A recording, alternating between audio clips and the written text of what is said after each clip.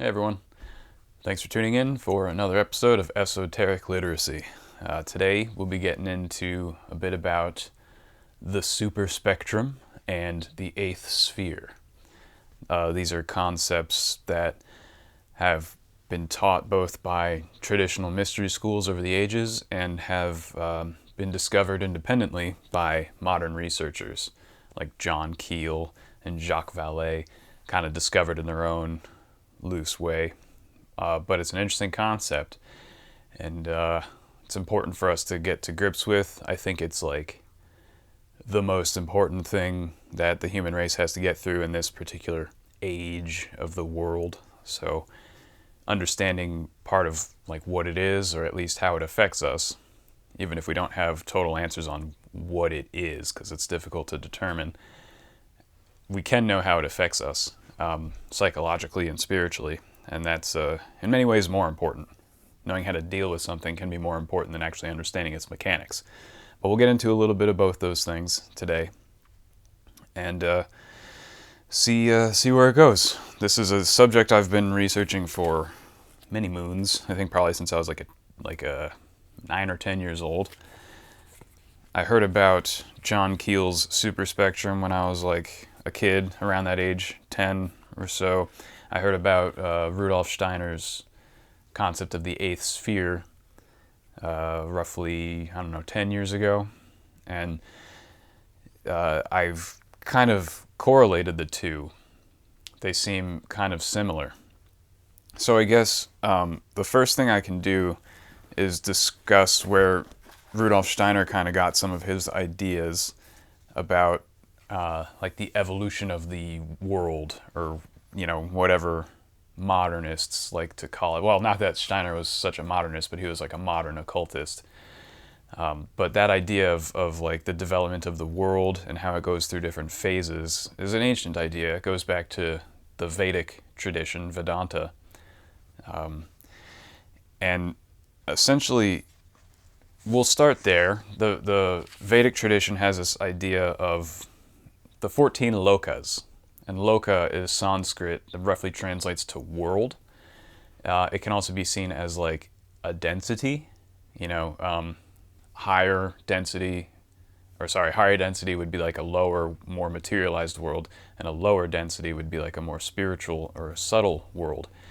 And that they can loosely be broken down into like 14 different stages. They're not so cut and dry. It's not like there's a dividing line between each of these 14 worlds or 14 phases of the world. But, it's a good way to grasp it. So you can think of it as like 7 upper worlds and 7 lower worlds. You have the most spiritual world would be Satya, which would be like a transcendent kind of world. It's sort of beyond materiality. It's beyond time and space. It's like almost like a pure spiritual world of causes. And then you have Tapa, which is slightly lower, Jhana, which is slightly lower, Mahar, Savar, Bhuvar, and Buhur. Buhur is the lowest of the 7 upper worlds, and that's actually the Earth as it is today in its material form. So it's just sitting on top of the lower worlds. It's just outside of the more dense, lower vibrational worlds. And the lower worlds would be Atala, lower than that is Vitala, lower than that is Shutala, lower than that, Talatala, lower than that is Mahatala, lower is Rasatala, and the lowest world would be Patala. And these are known as the Patalas. So the upper worlds are the Vihartis, and the lower worlds are the Patalas. So again, there's no cut and dry distinctions. There's no like hard and fast boundaries between these worlds.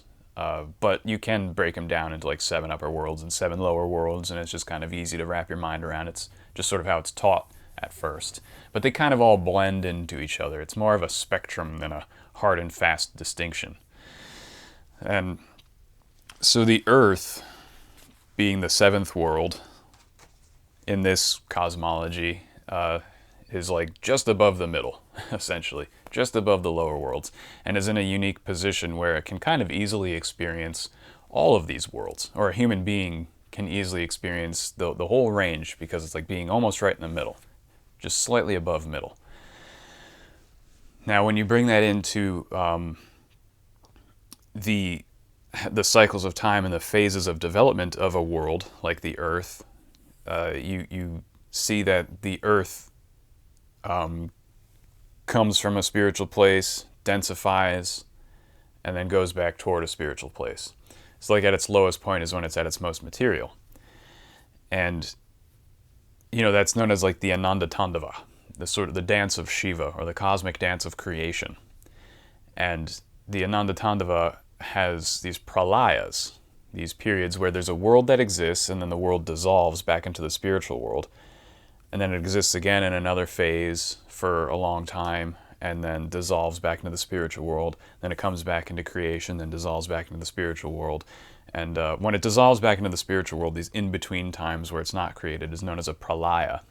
And this is like when the Godhead is awake and no longer dreaming, the world no longer exists. And then when the Godhead, quote-unquote, falls back asleep or begins dreaming again, creation occurs.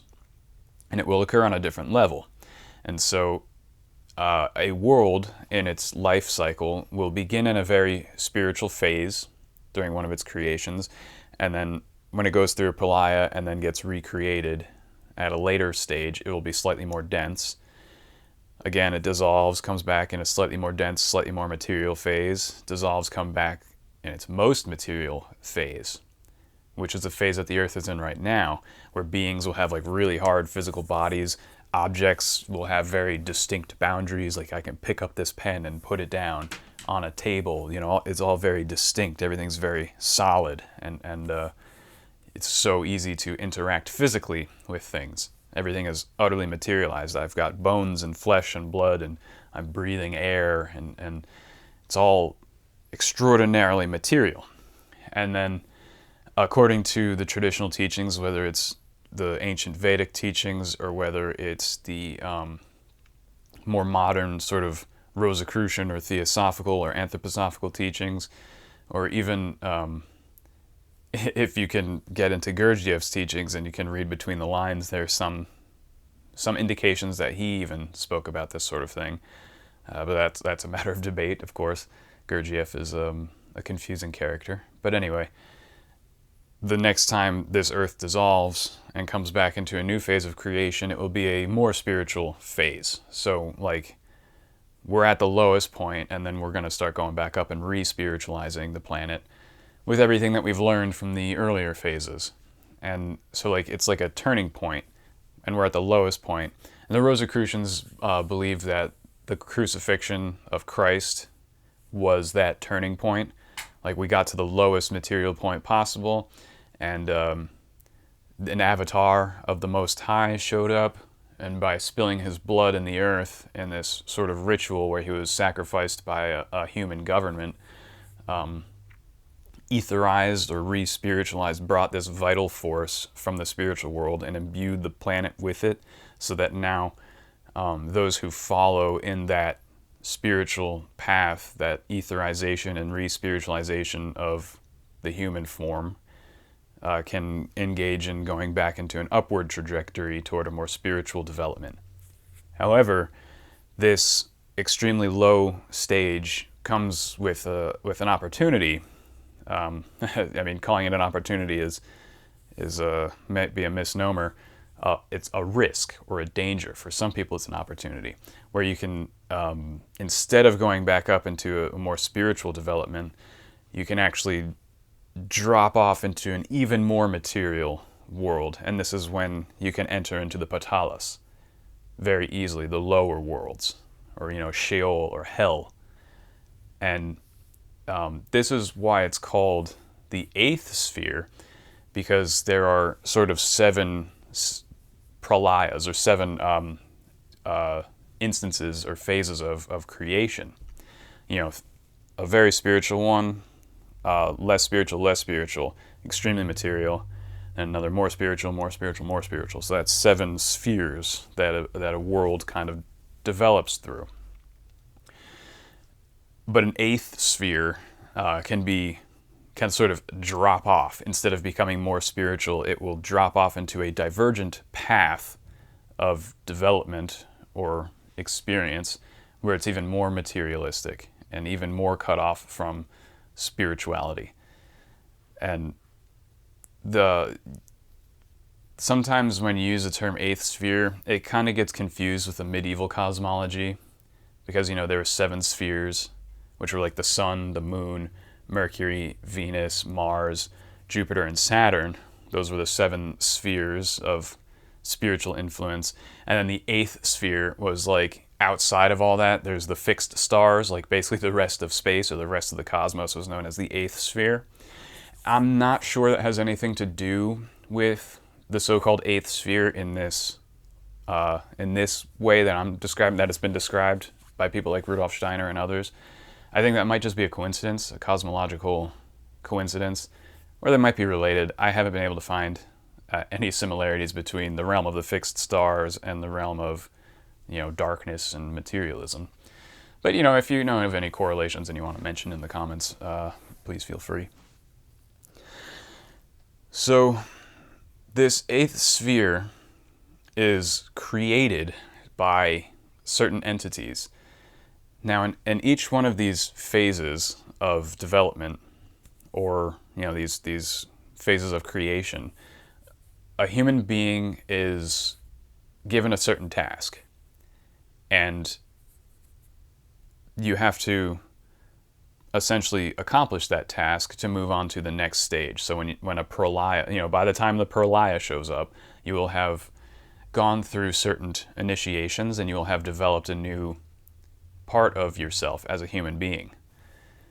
So, to get from a spiritual place to this material place, we were developing things like a physical body throughout all these things. We were developing things like an ego or a self, kind of like a self, and developing different sort of spiritual and physical organs, each time becoming more and more physical until we get here. And now that we have these physical organs developed, now we begin developing spiritual organs, like, spiritual eyes and spiritual ears, so that we can see and hear into the spiritual world. And it's just, developing a human being into a more complete and capable being. So these tasks are kind of like great efforts, as Gurdjieff would call them, enormous efforts. And you have, I don't know if it's a few thousand years or a few million years, who knows how long these phases of creation last, a couple billion years, who knows, but there are conflicting views on that. The Vedics believe there are billions of years in each, between each phase. And it's just a great task. You'll have something like, for instance, in this material phase, it's probably things like compassion and selflessness that need to be, that's like the great challenge, because we don't have memories of our past lives, if such a thing exists, if reincarnation exists, or, just the whole, we don't remember these developmental phases that we went through, and we can't really see the laws of karma as they play out, except for certain clairvoyant people. Maybe in the past, it was more readily available to witness the laws of karma, like actually see them. That would be like, if I do a good deed, I know for a fact I will be rewarded for it, because I can literally see the laws of karma playing out the same way we see gravity when you drop an object, So like, if you see the laws of karma, you're not really behaving selflessly. When you do a selfless, ethical activity, is it truly selfless and ethical? Because, you see the law playing out. You're going to be spiritually rewarded for it.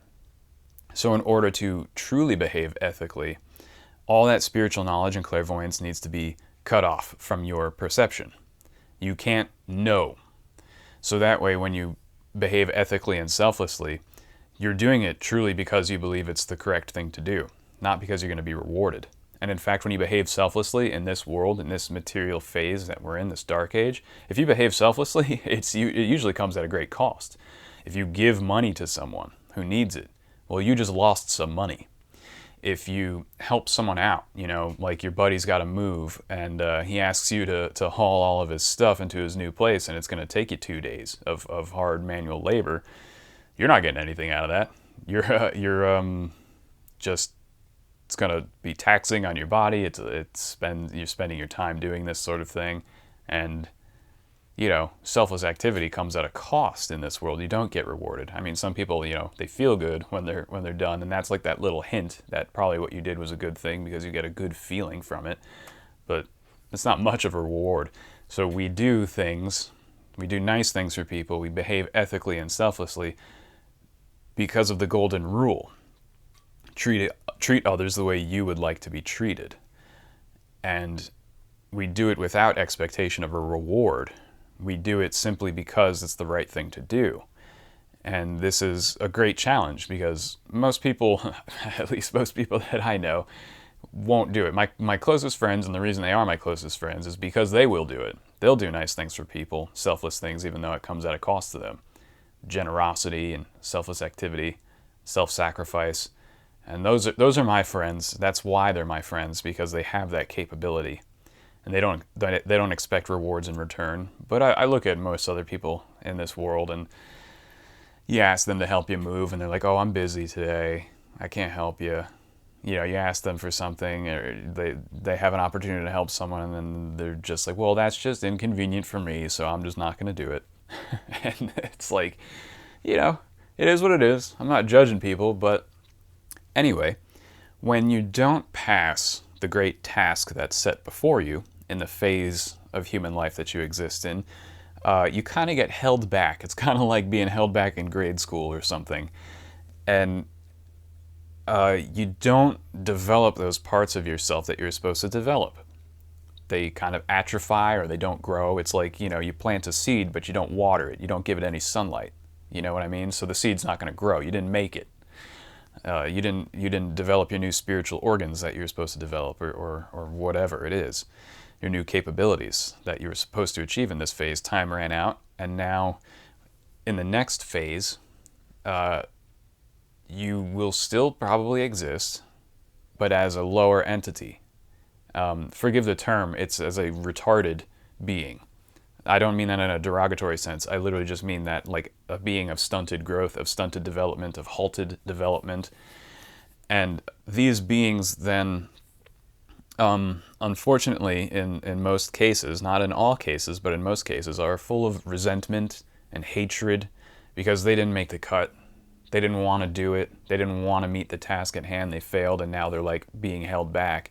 And so they become kind of parasites. Some of these beings will want to latch on to humans and sort of piggyback on our development. They'll be like, "Oh, I'll just latch myself onto an advanced human who's going to make the next cut, who's going to meet the next task and develop, and maybe I'll be able to like develop with that person just by latching onto them." There are some beings filled with a great deal of hatred, and they just try to derail humanity, just destroy them or just bring them down to their level, influence people to fail in their initiations so that they get held back as well. It's like bullies and resentful people who want to just hold you back, hold you down because they failed at their task. It's like they just didn't want to do it. They feel it's unfair, and they become what Christians or some people might call demons, what New Agers might call negative entities. That sort of thing. Lower astral beings is basically what they are, and they are now in this. They're playing catch up or they're playing interference. They realize that they were held back and they want to piggyback or leapfrog in development so they can catch back up to us.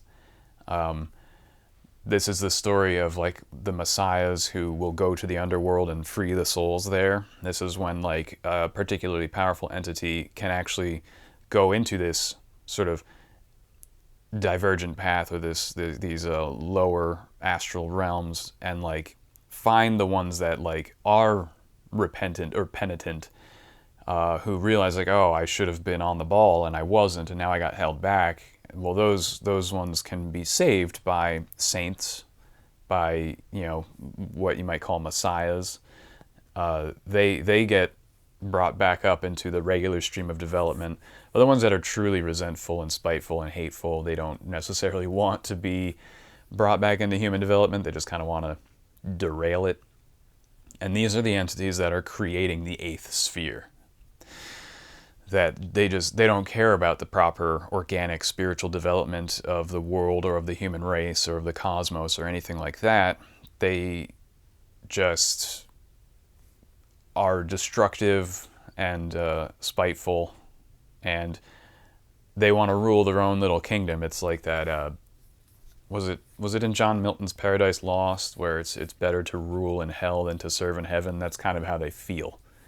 It's this confused and angry resentfulness, and so they are granted this opportunity at this phase of earthly development and human development, where we are at the lowest phase that we should organically ever be at, the most materialistic phase, and they can draw matter away from the world and create their own kind of simulated world, like a virtual world, and that's really cut off from the organic spiritual development. And this world that they're creating by drawing matter away from this physical world is the eighth sphere. And John Keel kind of calls it the Superspectrum. I think Jacques Vallée called it Magonia. Some people will call it the underworld. That's a more traditionally, quote-unquote, pagan way of looking at it. I don't like using the word pagan. It just means country dweller. But you know what I mean. The more ancient kind of telluric ways of looking at it, they call it an underworld. So this idea has been with us for quite some time. And this sort of brings us into a lot of paranormal phenomena that occurs.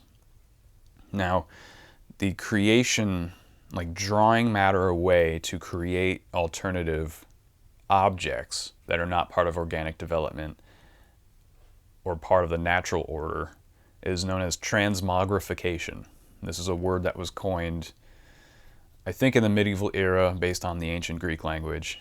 And it's when you create a temporary material manifestation of something. And it's usually a spirit that you want to have a corporeal form. This is the origin of certain animal sacrifices, because the organic flesh and blood is an excellent tool for transmogrification, where an entity can actually use that organic material, draw vital forces or etheric forces, what some people in the late 19th, early 20th century called the chemical ether, which is a vital force that can be used to create matter. You know, the alchemists call it the prima materia, to create a physical form for itself. And this is the origin of some apparitions. The very popular one these days is the Sasquatch. The Sasquatch will, steal somebody's chicken. There'll be a whole coop of chickens, 12 chickens or something, and like a Squatch will just steal one chicken, which is bizarre on its own, because like a 9-foot tall creature could easily take all 12 chickens and eat them all. If it's trying to get food, I mean, a Squatch probably has to eat like 4 or 5 chickens per day. Yet, when there are these large footprints found and chickens missing, it's usually just 1 or 2 chickens that go missing. It's like, why didn't it take all of the chickens?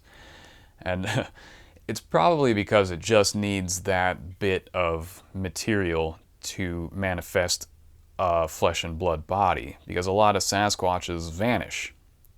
Muddy footprints in an open field that just stop. People track Sasquatches to certain locations and then it's just gone. Some people even find piles of silicates, like gooey silicates sometimes, or dusty silicates, just like essentially quartz crystal powder that's either gooey or dry in different cases. And this is what spiritualists used to call ectoplasm. And so like a set of footprints just ends, and then a little traces of ectoplasm are left behind, and that's usually associated with the appearance of, associated with apparitions. So it seems that at least some Sasquatches are not zoological phenomena. They're not just like regular old primate style creatures, but are actual apparitions. And they're drawing matter from this world to create this apparition. Now, that's not to say there aren't normal flesh and blood zoological Sasquatches. There very well may be. But it's interesting that this eighth sphere, this superspectrum, will take the imprint of a Sasquatch or the shape of a Sasquatch and use that to play around with in this world. It's sort of like some of the apparitions seen in Utah in and around the so-called Skinwalker Ranch. Back in the day, there are documented histories of shamans who will dress with like a wolf skin, a wolf head on their head, and then they'll just do like a shamanic ritual or whatever, and this would be a few centuries ago, even thousands of years ago. And some of the apparitions at Skinwalker Ranch will be like a wolf man.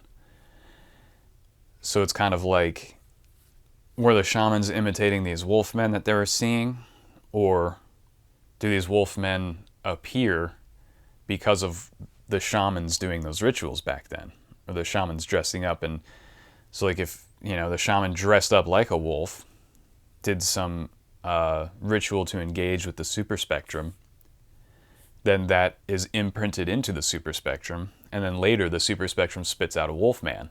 It's like a low resolution copy of what the shaman was doing. Instead of having all the detail that it's like a human wearing a wolf skin, it just kind of spits it back out in like a low resolution or a simplistic form where it's just a wolf man. It goes back to that childlike intelligence that I was mentioning in a previous video, that the superspectrum just kind of gets imprinted by human activity sometimes, or by natural activity, and then sort of spits these things back out in a transmogrified form that's a bit less detailed and a bit weirder.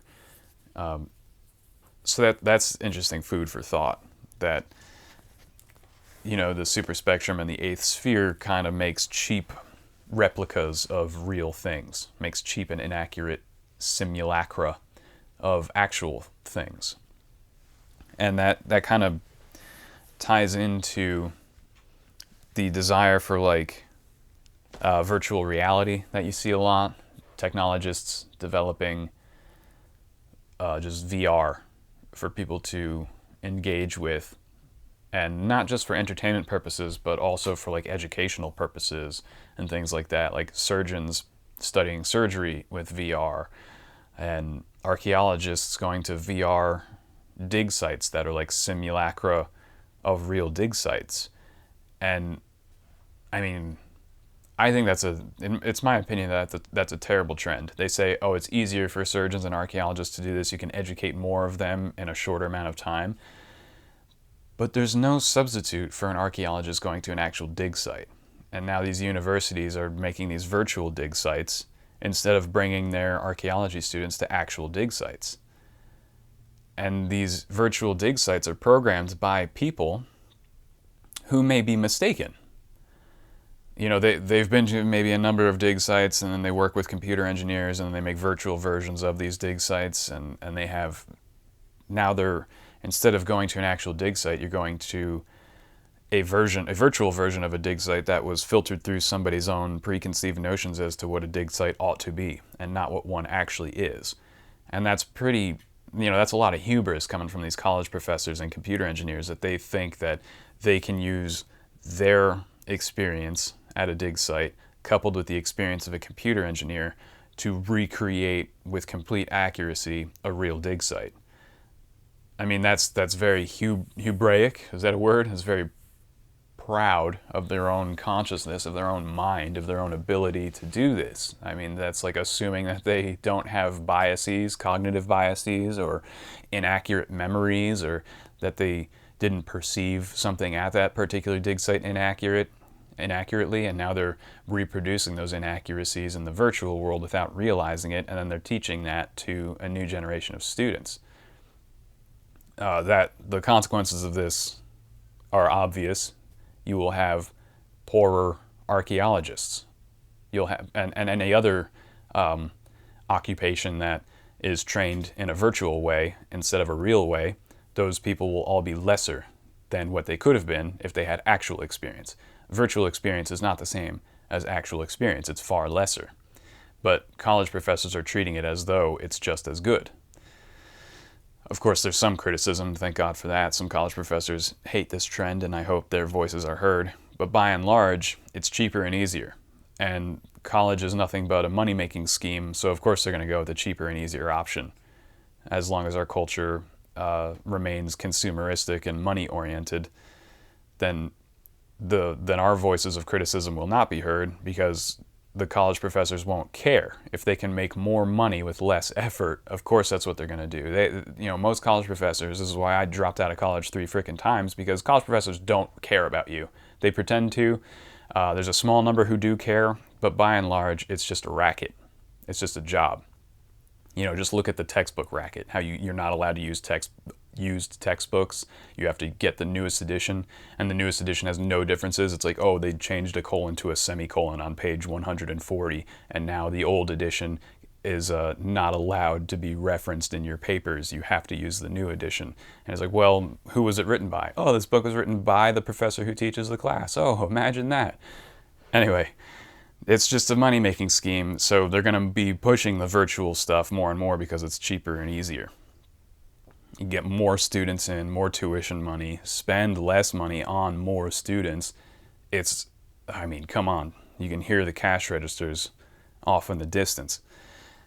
And so this desire for virtual reality to take hold is fueled based on lower chakra instincts, the desire for wealth, the desire for comfort, the desire for convenience. The eighth sphere is very much exploitative of your lower chakra instincts. It's going to want to play on your lusts and your greed and pull you into those lower chakras and keep you there. And the more humans that are kept in that lower phase of life, the more animalistic phase of life, are much more easy to convince that the eighth sphere is a good thing, that these new technologies are a good thing, that creating these virtual worlds and engaging with them fully is a good thing to these people, because they can have all the hedonistic pleasures and enjoyments that they could ever want. And someone who has too much pleasure and enjoyment will no longer progress spiritually, because they'll become complacent with just the constant in-streaming of pleasure, and they will have no impetus to do anything else. They won't see a point in putting effort toward anything. They won't see a point in developing spiritual faculties, and those people will be sucked right into the eighth sphere, right into the divergent path. And they will not graduate from this phase. When the Pralaya comes and this world dissolves and it's prepared for a higher phase, they will be the, forgive the term, retarded entities of the next phase. They will become, essentially the demons of the next phase, because they didn't make the cut, they didn't make the grade.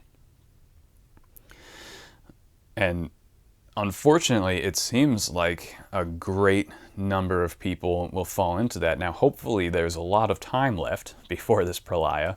I know there are a lot of the Abrahamic believers who think this Pralaya is coming about any day now. And, they thought it was going to happen in the year 1000, it didn't. They thought it was going to happen in the year 1666, and it didn't. Then they thought it was going to happen during World War I, and it didn't. Then they thought it was going to happen in the 70s, and it didn't. Then they thought it was going to happen in 2012, and it didn't. They always think it's the end times. But I'm sure we have thousands of years to go before the actual Pralaya happens, maybe even millions of years. It's difficult to say. So hopefully people have enough time to get their shit together, and we're just in a really low and confusing phase because we just created a new industrial civilization with all this technology, glitz and glamour and money and whatever. It's just like an orgy of hedonism and technology and resource exploitation and stuff like that. So it could just be for a short period of time, maybe just a few centuries. People are going to be swallowed up by this because they think it's progress, they think it's so cool, they think it's so fun. And some people who are too taken into it probably will never recover. But I think we have enough time where people who are taken in by this stuff will eventually realize, okay, this is stupid. It's like when you're in your 20s and you drink all the time. And then when you're in your 30s, you're like, oh my God, I can't believe I used to drink so much. That's what industrial civilization is. It's just a person in their early 20s drinking a lot. And we're kind of like in a blackout right now. Like, we don't know what we're doing. We drank too much. We're now engaging in all this computer science and virtual reality and all this hedonism and greed and resource exploitation. It's like the stupid things that young people do when they're blackout drunk and they aren't aware that they're doing these things. And then one day they wake up with a wicked hangover and their friends are explaining to them all the bad shit you just did. And you realize, like, okay, I can't drink like that anymore. I can enjoy a drink every now and again in moderation, but I'm not doing that anymore. Hopefully we'll get to that phase, and the hangover's coming, and I feel real bad for the people who are going to be hugging the porcelain, so to speak, in the next couple of generations, because they're going to look back at this industrial civilization and all the cell phones and social media and all the computer technology and all this stuff and be like, I can't believe we did all of this. And like, I gotta get rid of all this stuff. Like, I don't need a phone. I need to just sit outside and stick my feet in the dirt and like stare at a tree, watch like a chipmunk eat an acorn for like 4 hours. Who needs this crap? And it's gonna be a big mental reprogramming, a spiritual reprogramming, and even a physical reprogramming, because these technologies interfere with our neuronal development and our hormonal releases. Of course, we've all heard about the social media hacking the dopamine glands and all that sort of thing. And people will have to really reprogram their endocrine systems and their nervous systems and all of this stuff by getting away from this technology. Now, I'm not suggesting we become Luddites. Again, it's like, just because you drank too much one night and blacked out doesn't mean you have to quit alcohol forever. You just need to learn how to control yourself. So hopefully we'll deal with that, and most of us will not fall into the eighth sphere. But it's the eighth sphere also can confuse people who want to get out of the eighth sphere. Sometimes the eighth sphere is known as the false light, and it can create apparitions and paranormal or mystical experiences that people think are real spiritual experiences. It can, like, the eighth sphere can produce like a fake Jesus, a fake Buddha, a fake dead relative, an ascended master. It can just masquerade as whatever it wants. It will pull something from your psyche that it knows will appeal to you and show up to you in that way, in that form, and can mislead you. And you see this all the time. You see this with a lot of religious people who lack discernment and a lot of New Agers who lack discernment, and they fall into this false light. They have like a mystical experience, a paranormal experience of some kind, and then they just kind of get fed off of like these fake Jesuses and these fake Buddhas and these fake ascended masters, just in order to perpetuate themselves, to continue to exist. They can feed off of your etheric energy, which then they use to transmogrify forms for themselves and to just prolong and continue their existence, when normally they might be wiped out of existence and their energy be recycled by the cosmos, or they should be trying to get back on the right track and regain an actual human existence. But that takes a lot of work, and they probably don't want to do that, so they'd rather just feed off of humans parasitically and just maintain their existence as it is. And so there's a lot of that false light. So that's another thing the eighth sphere has been called in the past, is the false light, and that goes back to the medieval era, maybe even earlier. And it's important to develop your discernment. What is a real spiritual experience versus a deceptive one, and that just takes a great deal of inner searching and the development of your intuition. And really, no one can give that to you. No one can like forcefully make you more intuitive or more discerning. It takes suffering, essentially. You essentially have to be tricked first, and then you have to understand that you were tricked, And then now, just by being tricked and then going through that deceptive phase of your life, and then after some time you realize, oh, this is actually bad for me. I'm having health problems, I'm having social problems. And it's not like, sometimes when you have a spiritual awakening, you have social problems because people don't like you anymore. You're not like them anymore. You're different from them now. And they're in the lower worldly realm, and you're trying to be in a higher, more spiritual realm. And that's one reason for social problems, and that's fine. But I mean like real social problems. I mean like aberrant social behavior. You get angry all the time because you think you're right about everything. You're so attached to these spiritual beliefs that you've been given by some false experience. And when people challenge them, you get angry. You get just as angry and dogmatic as anybody else would. Those are the sorts of social problems I'm talking about, which could indicate that you're probably not practicing a correct spiritual discipline.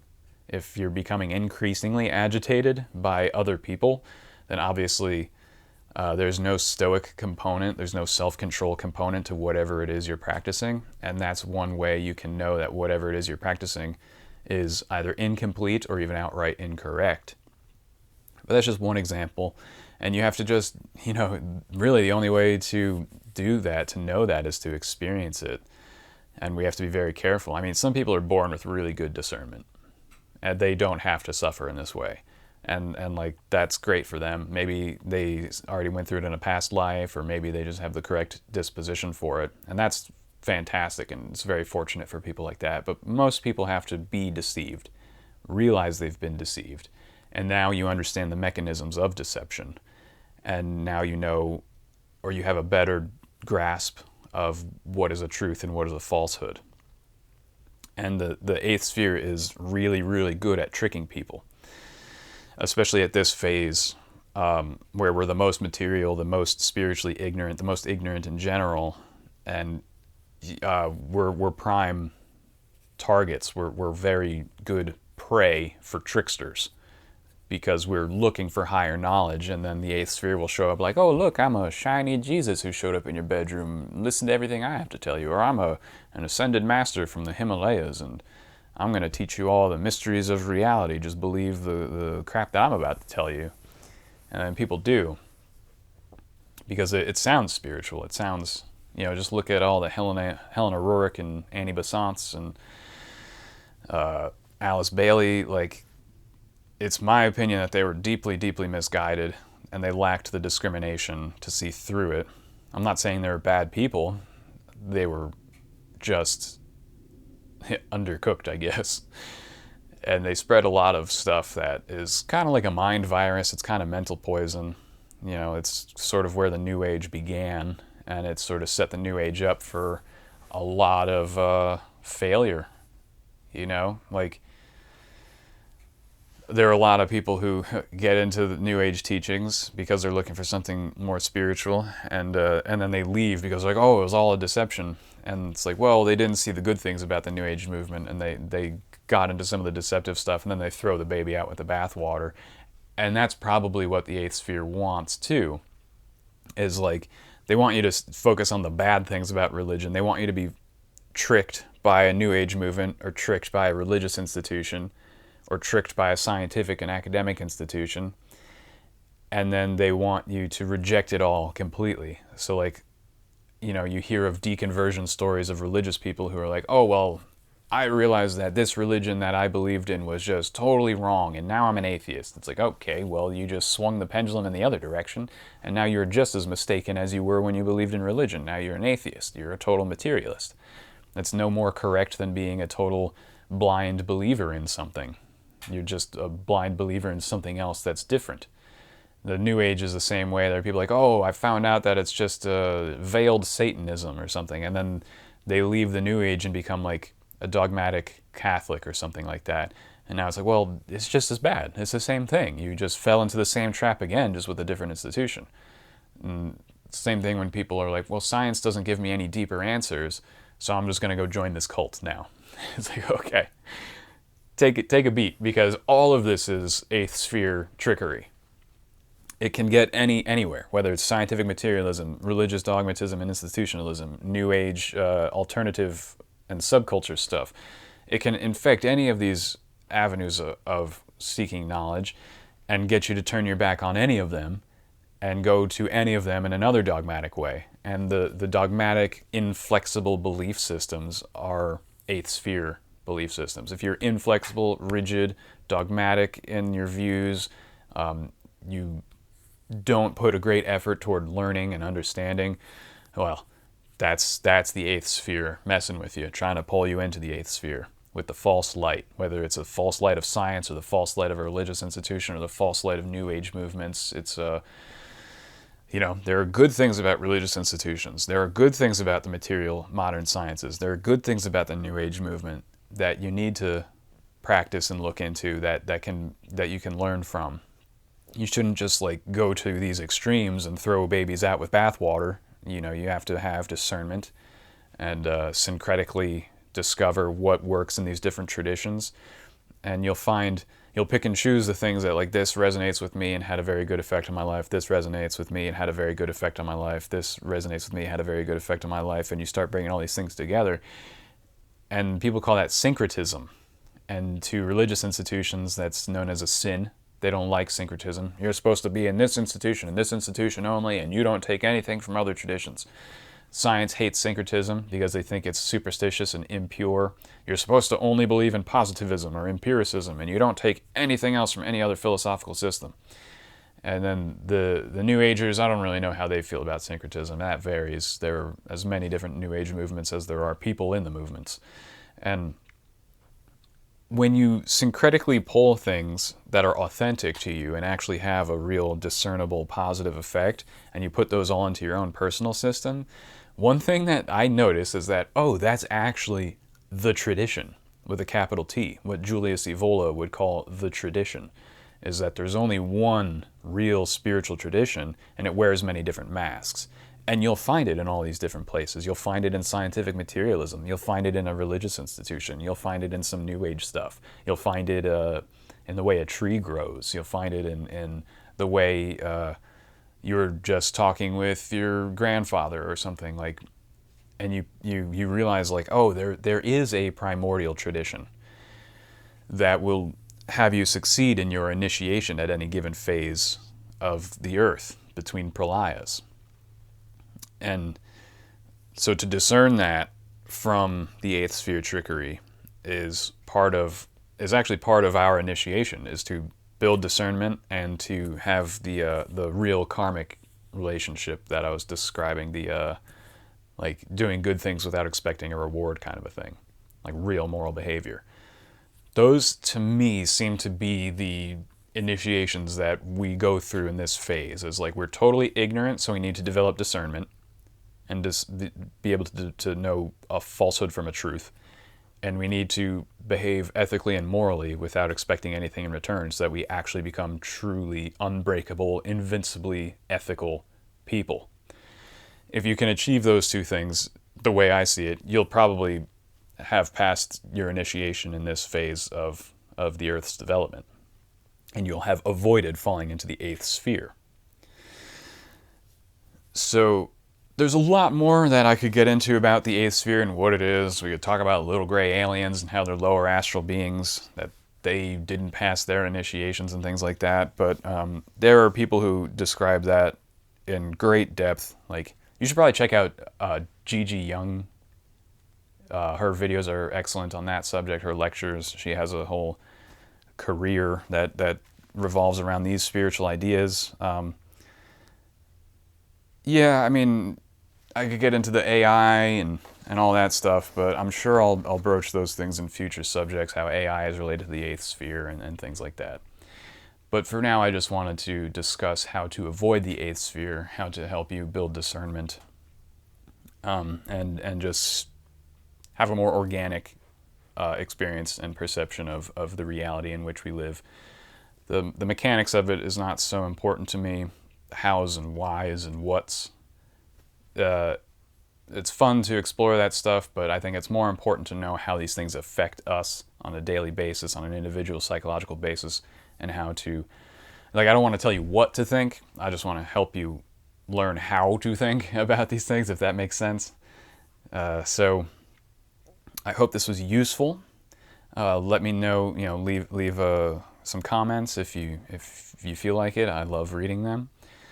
And you could check out my other channel, Key of Thought, with my friend Tom. We get into some of this stuff.